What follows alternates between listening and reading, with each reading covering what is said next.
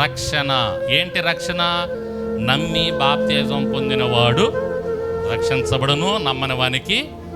అదే శిరస్నానం అంటే బాప్తిజం అంటే ఒక ముక్కలో చెప్పాలంటే, ఎవరైతే బాప్తిజం తీసుకొని ఉంటారో వారు రక్షణ పొందుకున్నారు.